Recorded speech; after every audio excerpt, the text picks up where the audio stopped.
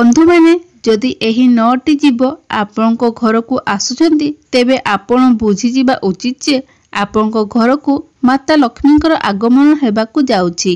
स्वयं माँ लक्ष्मी आपणको घर को विराजमान करिया पई जाउछंती।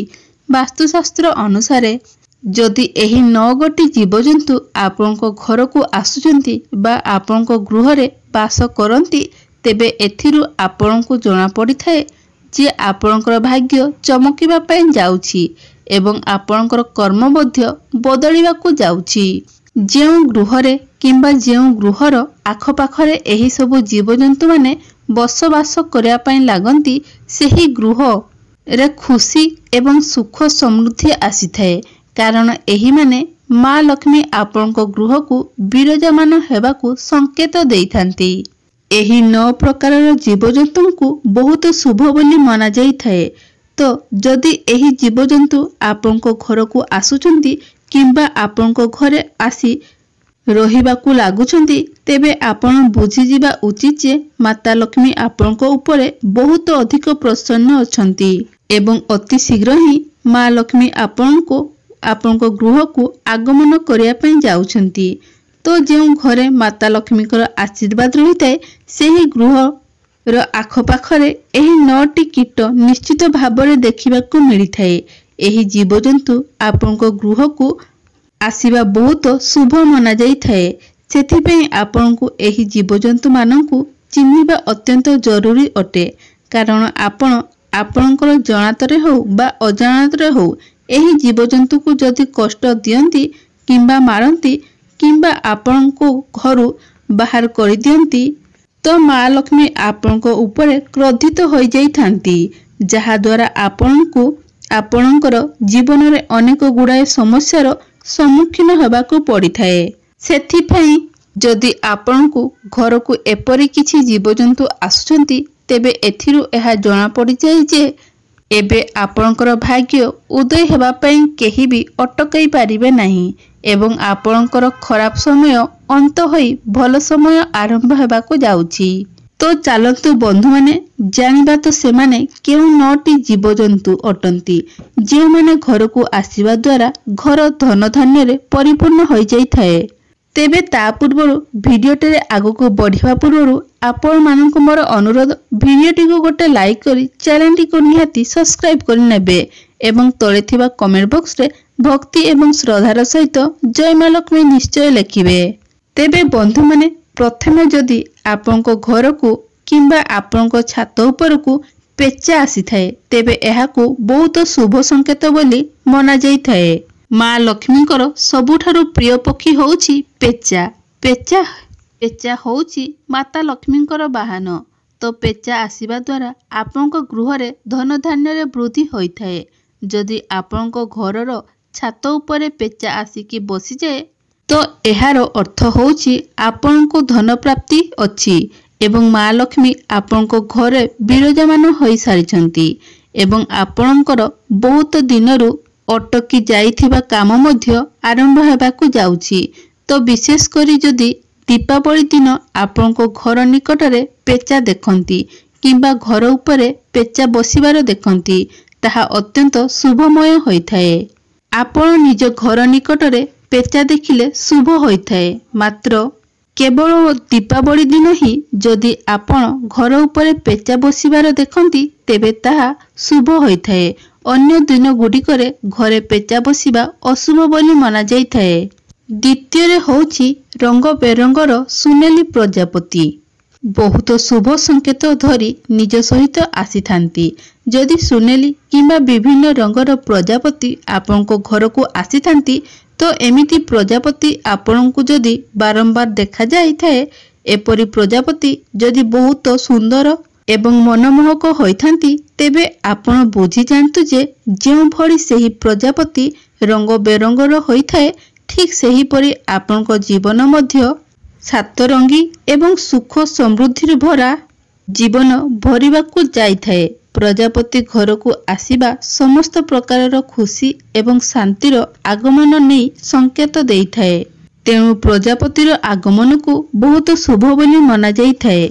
वास्तुशास्त्र रे मध्य एही विषय रे बहुत ବିସ୍ତାର ଭାବରେ ଉଲ୍ଲେଖ କରାଯାଇଛି। ପ୍ରଜାପତି ଘରକୁ ଆସିବା ଘରେ ଧନ ଏବଂ ଖୁସିର ଆଗମନର ସଂକେତ ଦେଇଥାଏ ଏବଂ ଏପରି ଘରେ ମାତା ଲକ୍ଷ୍ମୀଙ୍କର ସର୍ବଦା ବାସ ହୋଇଥାଏ।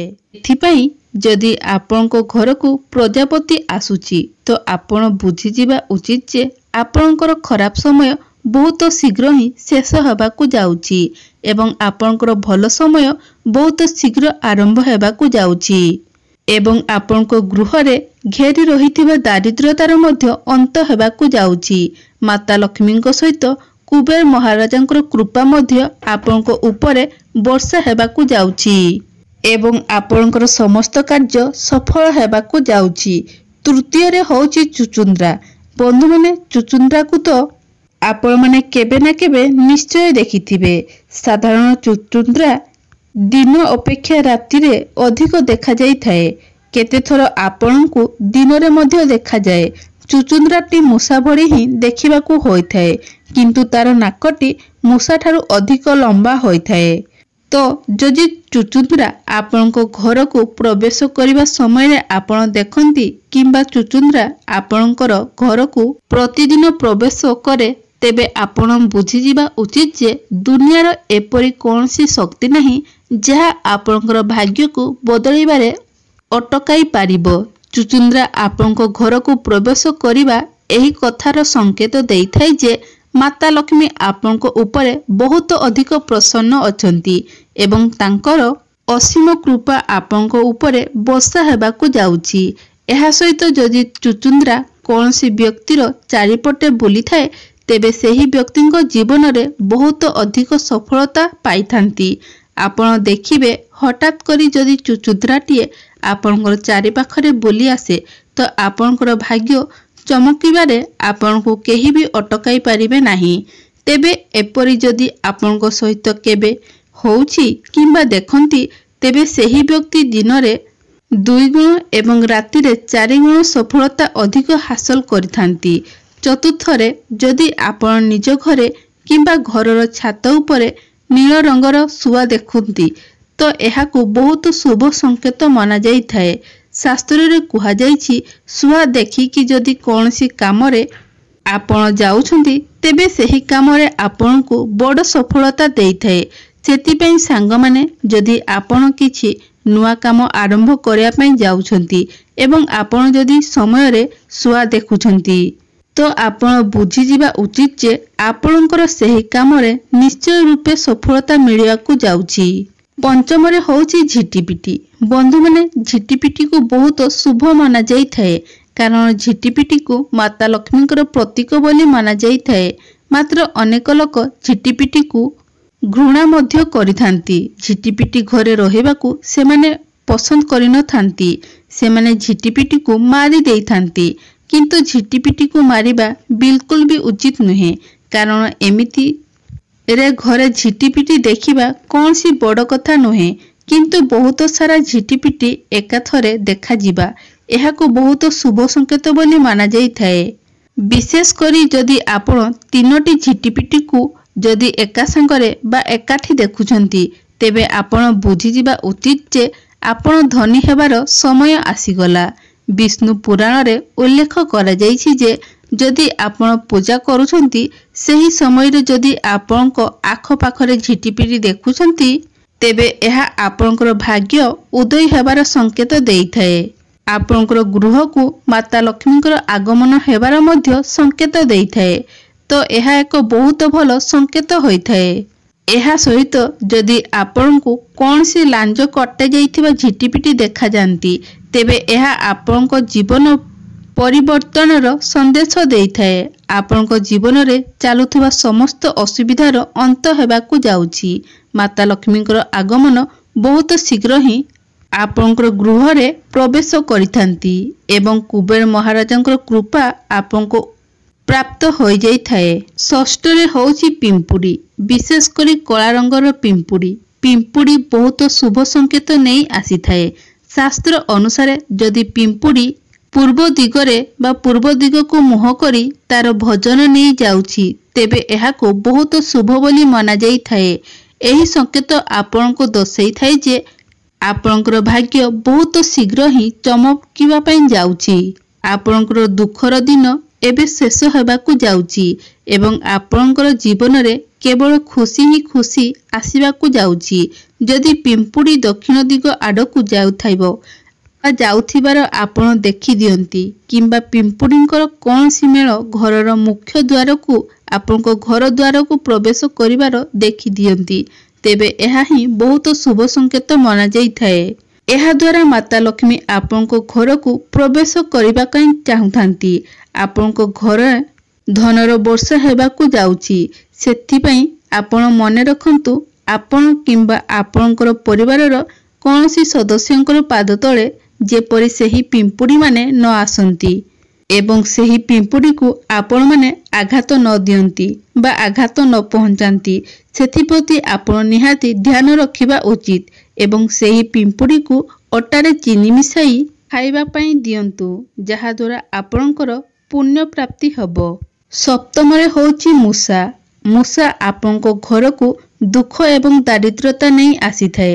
ସେଥିପାଇଁ ମୂଷାକୁ କେବେ ବି ଆପଣ ଘରେ ରହିବାକୁ ଦିଅନ୍ତୁ ନାହିଁ। ଯଦି ଆପଣଙ୍କର ଗୃହରେ ମୂଷା ରୁହେ ତେବେ ଆପଣ ବୁଝିଯାଆନ୍ତୁ ଆପଣଙ୍କ ଘରେ ଦାରିଦ୍ର୍ୟତା ଏବଂ ନକାରାତ୍ମକ ଉର୍ଜାର ବାସ ହୋଇଗଲାଣି। ତେଣୁ ଯେତେ ସମ୍ଭବ ହେଉଛି ମୂଷାକୁ ନ ମାରି ତାକୁ କୌଣସି ଉପାୟରେ ଶୀଘ୍ର ନିଜ ଘରୁ ବାହାର କରିବାକୁ ବ୍ୟବସ୍ଥା କରନ୍ତୁ, କାରଣ ମୂଷା ଗଣେଶଙ୍କର ବାହନ ଅଟେ। ଯଦି ଆପଣ ମୂଷାକୁ ମାରୁଛନ୍ତି ତ ଆପଣଙ୍କୁ ପାପ ଲାଗିଥାଏ। ମୂଷା ଯେଉଁ ଘରେ ରହିଥାଏ ସେହି ଘରେ ଦୁଃଖ, ପୀଡ଼ା ଏବଂ ଦାରିଦ୍ର୍ୟତା ଲାଗି ରହିଥାଏ। ଯେଉଁ ଘରେ ମୂଷା ଦେଖାଯାଇଥାଏ ସେହି ଘରେ ଧନ ସମ୍ବନ୍ଧୀୟ ସମସ୍ୟା ମଧ୍ୟ ଦେଖାଯାଇଥାଏ। ବେପାର ସମ୍ବନ୍ଧୀୟ ସବୁ କାର୍ଯ୍ୟରେ ଅସୁବିଧା ଦେଖାଦେଇଥାଏ। ସେଥିପାଇଁ ମୂଷାକୁ ଶୀଘ୍ର ହିଁ ଘରୁ ବାହାର କରିଦେବା ଉଚିତ। ମୂଷାକୁ ଅଶୁଭ ବୋଲି ମନାଯାଇଥାଏ। ଶାସ୍ତ୍ରରେ ବର୍ଣ୍ଣନା କରାଯାଇଛି ଯେ ଯେଉଁ ଗୃହରେ ମୂଷା ରହିଥାଏ ସେହି ଗୃହରେ ଦାରିଦ୍ର୍ୟତାର ବାସ ହୋଇଥାଏ। ଅଷ୍ଟମରେ ହେଉଛି ନୀଳକଣ୍ଠ ପକ୍ଷୀ। ବନ୍ଧୁମାନେ, ନୀଳକଣ୍ଠ ପକ୍ଷୀକୁ ଧନର ଦେବୀ ମାତା ଲକ୍ଷ୍ମୀଙ୍କର ଅତି ପ୍ରିୟ ବୋଲି ମନାଯାଇଥାଏ। ତ ଯଦି ନୀଳକଣ୍ଠ ପକ୍ଷୀ ଆପଣଙ୍କ ଘରେ ଆଖପାଖରେ କିମ୍ବା ଘରେ ଆସି ରହିଥାଏ କିମ୍ବା ଆପଣଙ୍କ ଘରେ ନିଜର ବସା ବନେଇ ନେଇଥାଏ ତ ଏହାକୁ ବହୁତ ଶୁଭ ସଂକେତ ବୋଲି ମାନାଯାଇଥାଏ।